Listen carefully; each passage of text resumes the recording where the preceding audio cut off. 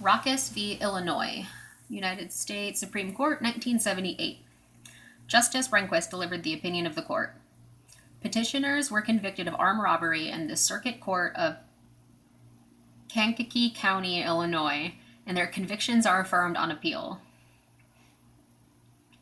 At their trial, the prosecution offered into evidence a sawed-off rifle and rifle shells that had been seized by police during a search of an automobile in which petitioners had been passengers.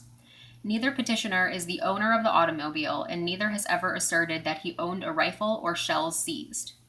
The Illinois Appellate Court held that petitioners lacked standing to object to the alleged unlawful search and seizure and denied their motion to suppress the evidence. 1. Because we are not here concerned with the issue of probable cause, a brief description of the events leading to the search of the automobile will suffice. A police officer on a routine patrol received a radio call notifying him of a robbery of a clothing store in Bourbonnais, Illinois, and describing the getaway car. Shortly after, the officer spotted an automobile which he thought might be the getaway car. After following the car for some time, and after the arrival of assistance, he and several other officers stopped the vehicle. The occupants of the automobile, petitioners and 2 female companions, were ordered out of the car, and, after the occupants had left the car, 2 officers searched the interior of the vehicle. They discovered a box of rifle shells in the glove compartment, which had been locked, and a sawed-off rifle under the front passenger seat. After discovering the rifle and the shells, the officers took petitioners to the station and placed them under arrest. Before trial, petitioners moved to suppress the rifle and the shells seized from the car on the ground that the search violated the 4th and 14th Amendments. They conceded that they did not own the automobile and were simply passengers. The owner of the car had been the driver of the vehicle at the time of the search. Nor did they assert that they owned the rifle or the shells seized.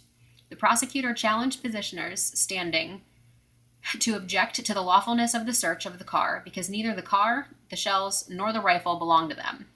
The trial court agreed that petitioners lacked standing and denied the motion to suppress the evidence. In view of this holding, the court did not determine whether there was probable cause for the search and seizure.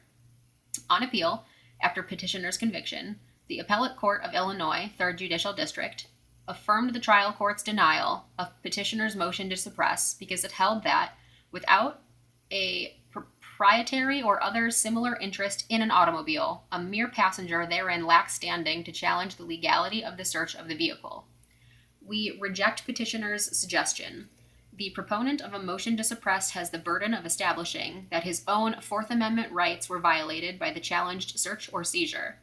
The prosecutor argued that petitioners lacked standing to challenge the search because they did not own the rifle, the shells, or the automobile.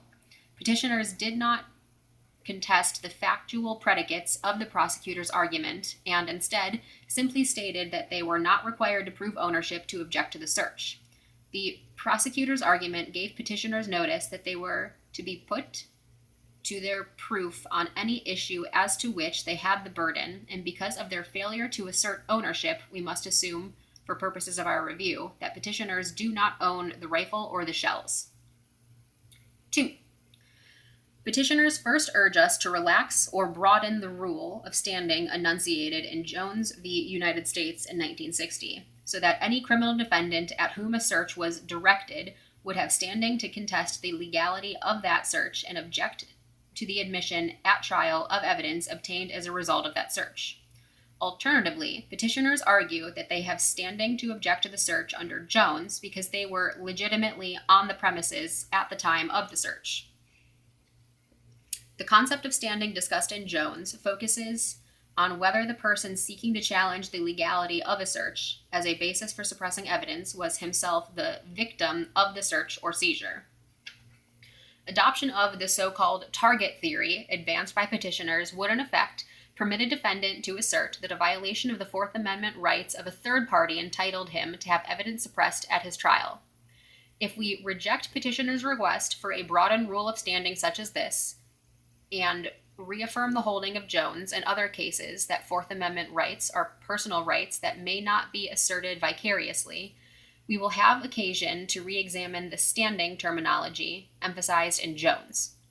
For we are not at all sure that the determination of a motion to suppress is materially aided by labeling the inquiry identified in Jones as one of standing, rather than simply recognizing it as one involving the substantive question of whether or not the proponent of the motion to suppress has had his own Fourth Amendment rights infringed by the search and seizure which he seeks to challenge.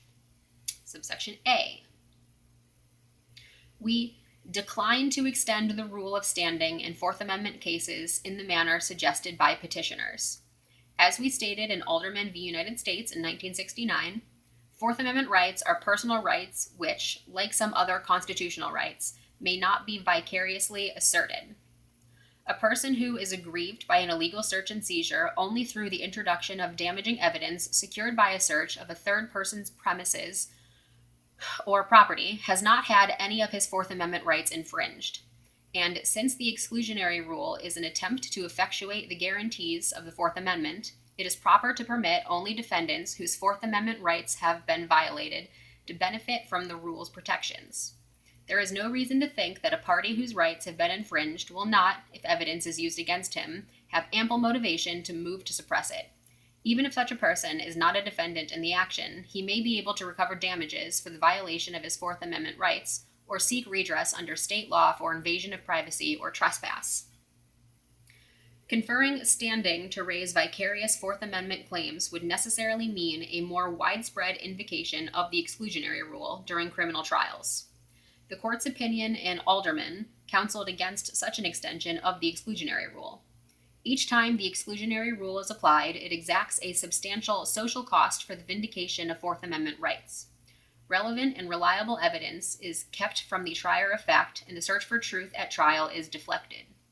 Since our cases generally have held that one whose Fourth Amendment rights are violated may successfully suppress evidence obtained in the course of an illegal search and seizure, misgivings as to the benefit of enlarging the class of persons who may invoke that rule are properly considered when deciding whether to expand standing to assert Fourth Amendment violations.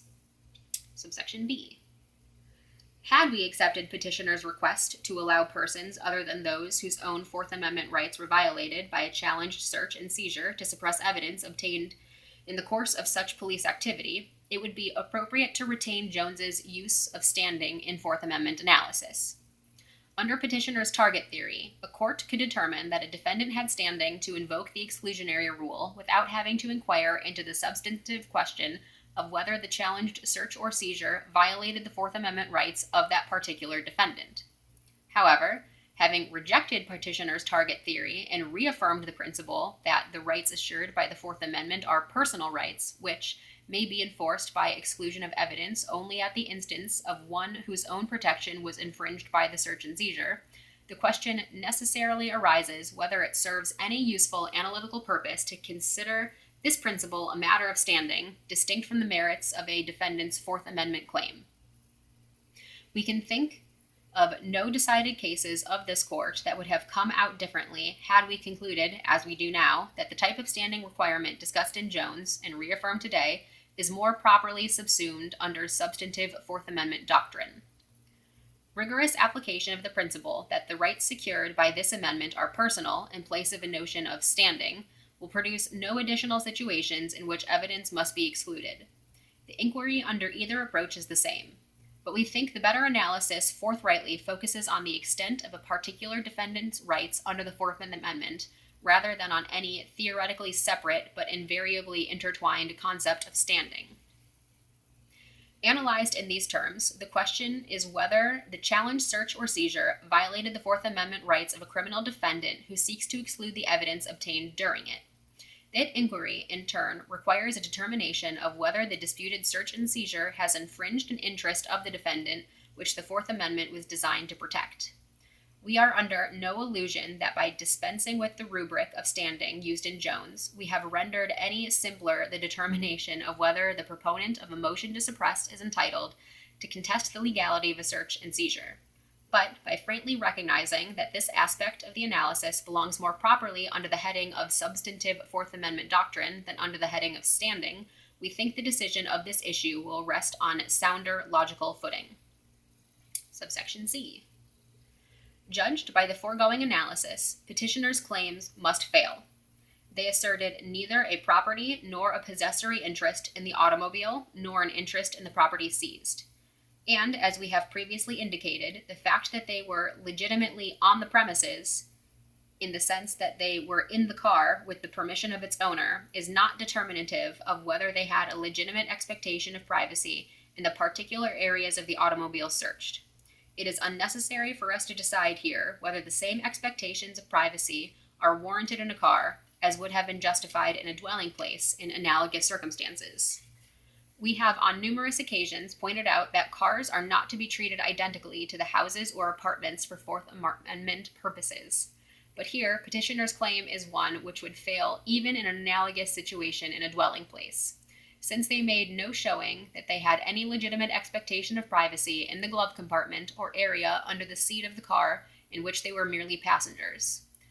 Like the trunk of an automobile, these are areas in which a passenger qua passenger simply would not normally have a legitimate expectation of privacy.